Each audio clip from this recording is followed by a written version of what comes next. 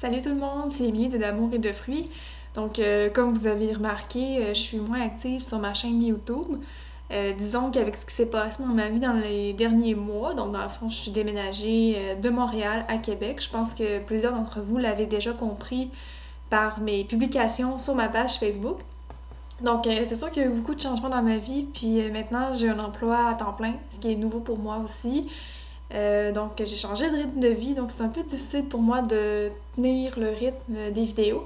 Mais bon, j'ai quand même le souci d'entretenir mon blog et ma chaîne YouTube, donc je me suis dit que j'allais essayer de faire des vidéos peut-être plus courtes sur de temps en temps. Je sais pas encore quelle fréquence, mais bon, j'espère réussir encore à faire au moins une vidéo par mois. À la base, je faisais une vidéo à chaque 2 semaines, mais là, je vais faire ce que je peux.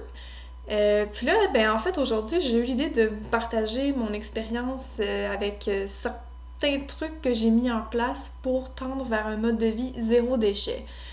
Donc, j'en ai déjà parlé un peu sur ma page, puis tout ça. Donc, c'est pas vraiment en lien avec le frugivorisme, mais par contre, c'est vraiment en lien avec un mode de vie plus naturel, plus en harmonie avec la nature, puis un mode de vie aussi qui tend à réduire l'empreinte écologique, parce que bon, même si c'est pas lié à la santé, au corps et tout ça, je pense que c'est aussi important d'essayer de préserver l'environnement dans lequel on vit parce que notre environnement a un impact direct sur notre bien-être à nous. Donc c'est sûr que si notre planète est polluée, pleine de déchets, ben ça aide pas vraiment à la régénération de nous-mêmes, de notre corps.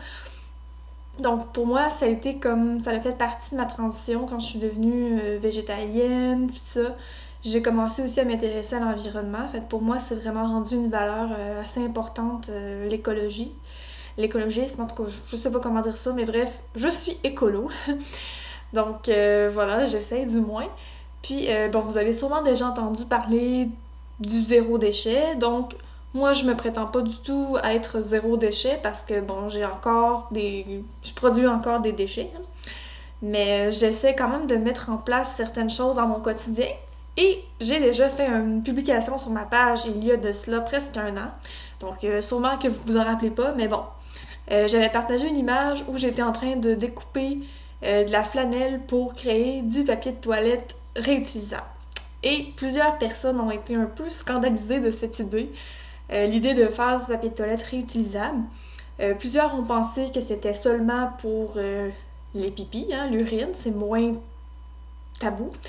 Mais non, donc j'ai créé mon papier toilette réutilisable et maintenant ça fait environ un an que je l'utilise. Donc là je me suis dit j'ai assez d'expérience pour raconter un peu comment ça se passe puis vous donner peut-être l'envie de l'essayer parce que je pense que c'est un truc numéro 1 à faire quand on veut réduire notre empreinte écologique puis aller vers le zéro déchet parce que c'est fou la quantité de papier toilette qu'on peut utiliser dans une journée ou dans une semaine ou une année.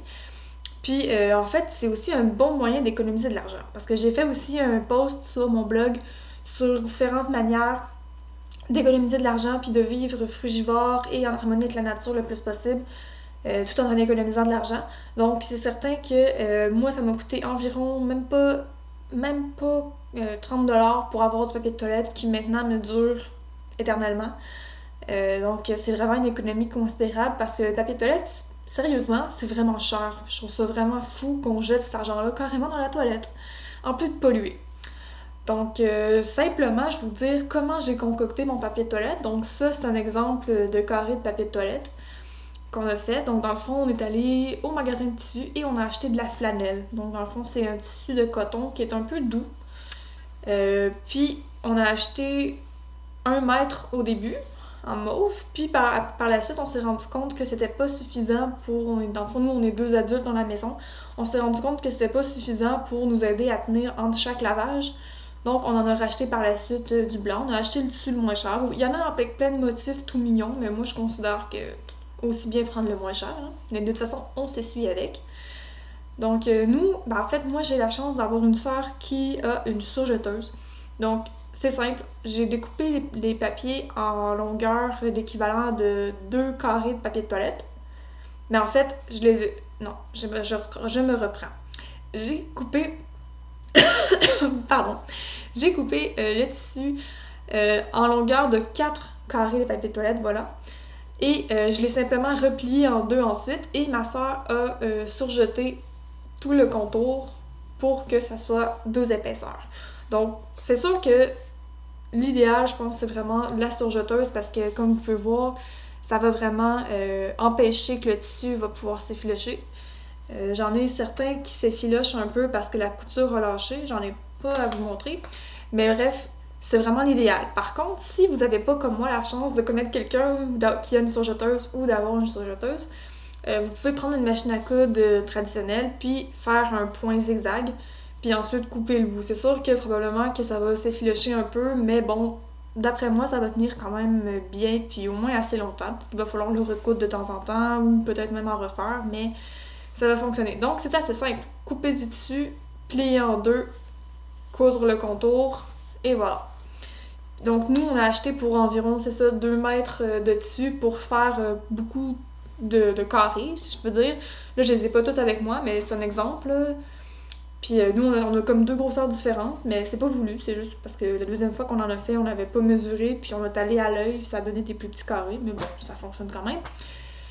Et comment on fait au quotidien? Donc, dans le fond, on a nos petites piles de papier de toilette qui sont apportées près de la toilette. Hein. Puis, quand on s'essuie avec, en fait, c'est simple. J'ai une petite poubelle, pas trop grande, parce que le but aussi, c'est de les laver quand même assez fréquemment pour pas qu'il y ait une grosse accumulation, éviter les odeurs et tout. Mais bref, dans la poubelle, je mets de l'eau, tout simplement. Puis, quand on s'essuie, on les dépose dans la poubelle, donc ça s'en va directement dans l'eau. Comme ça, pas de possibilité qu'il y ait des odeurs parce que le tissu est dans l'eau. Puis, habituellement, on les lave une fois par semaine à cause de la quantité qu'on a. Avant, quand on en avait moins, on les lavait 2 fois par semaine, donc c'est quand même correct. C'est un petit lavage, donc j'utilise la laveuse vraiment au cycle le plus court, avec le moins d'eau. Puis, en fait, comme il y a déjà de l'eau dans la petite poubelle dans laquelle j'entrepose le papier toilette en attendant de le laver, je fais juste verser le contenu dans la laveuse, donc avec l'eau qui est déjà là. Donc, ça fait ça de moins à remplir pour la laveuse. Donc, voilà. Puis, je lave à l'eau chaude. Ça, c'est sûr que, bon, il y a des gens qui me disent « Ah, c'est pas écologique de laver à l'eau chaude », mais je considère que faire un petit lavage, c'est une petite brassée à l'eau chaude pour éviter d'utiliser du papier de toilette qui, lui, va s'en aller dans l'usine de traitement d'eau, puis tout ça. Je considère que c'est vraiment un moindre mal. Mais sinon, on a fait le test, puis on les a lavés à l'eau froide aussi, puis ça fonctionne. C'est juste que j'ai l'impression, en tout cas, c'est peut-être psychologique, je préfère quand même les laver à l'eau chaude pour être certain que ça soit bien lavé. Donc voilà. C'est sûr qu'au lieu de fabriquer votre propre papier de toilette vous-même, il y a aussi possibilité de l'acheter. Je sais que ça se vend sur Etsy, par exemple, mais personnellement, je trouve que c'est beaucoup trop cher, donc c'est un peu décourageant. Pour le même prix, je peux en avoir 4 fois la quantité. Donc c'est certain que moi, au niveau prix, je préfère le fabriquer moi-même, mais si vous préférez essayer avec un rouleau acheté, puis ensuite voir si ça vaut la peine de vous en fabriquer, je vous conseille fortement de l'essayer. Bref, j'ai un peu sauté du coq à l'âne, mais bref, pour ça, je disais le lavage. C'est ça, c'est assez simple, puis ça se nettoie vraiment bien, puis pour vrai, moi j'avais une barrière psychologique au début, j'avais peur que ça soit pas bien nettoyé, mais non, c'est toujours bien nettoyé. C'est certain que veux pas, les sels et l'urine, ça c'est acide, donc ça décolore le tissu, ça laisse des traces, mais pour vrai, c'est propre, ça sent bon une fois que c'est sorti de la laveuse, puis nous, on est vraiment satisfaits. On pensait au début pas aimer ça, puis finalement, on a pris l'habitude. C'est sûr que c'est une habitude à prendre au début, mais c'est maintenant rendu très très rare qu'on utilise du papier de toilette conventionnel à la maison. C'est sûr qu'à l'extérieur, ben là, on en utilise. Mais voilà, je sais pas trop quoi dire de plus. On aime bien ça. C'est sûr que bon, ça prend la place de la petite poubelle dans la salle de bain pour la déposer. C'est pas idéal qu'on a une petite salle de bain. Mais même nous, on a une petite salle de bain et on a réussi à trouver l'espace pour le faire. C'est une petite poubelle ronde qu'on a mis entre la toilette et le bain. Donc vraiment, c'est possible de le faire. Il suffit de donner les moyens. Donc c'est pas mal tout ce que j'avais à dire. Pour vrai, mon expérience est assez positive. Je sais pas si vous avez d'autres questions ou d'autres questions. Vous pouvez me les poser en commentaire puis je vais répondre. Mais pour vrai, moi, je vous encourage vraiment à faire le pas. C'est sûr que psychologiquement, c'est bizarre de se dire qu'on réutilise le papier de toilette. Ou peut-être vous pouvez commencer avec juste les utiliser pour l'urine au lieu de pour le numéro 2.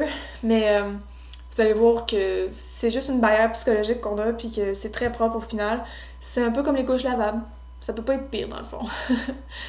Donc, voilà pour mon expérience. Puis j'espère que ça va vous être utile, que ça va vous donner envie de le faire. Donc, tenez-moi au courant. Puis, si vous avez d'autres suggestions aussi de vidéos que vous aimeriez que je fasse, des sujets dont vous aimeriez que je parle, n'hésitez pas à me le dire parce que ça me donnerait sûrement plus d'idées aussi pour faire des vidéos plus fréquentes, des vidéos plus courtes, tout ça. Donc, je vais attendre de vos nouvelles. Puis, j'espère que vous allez manger plus de fruits.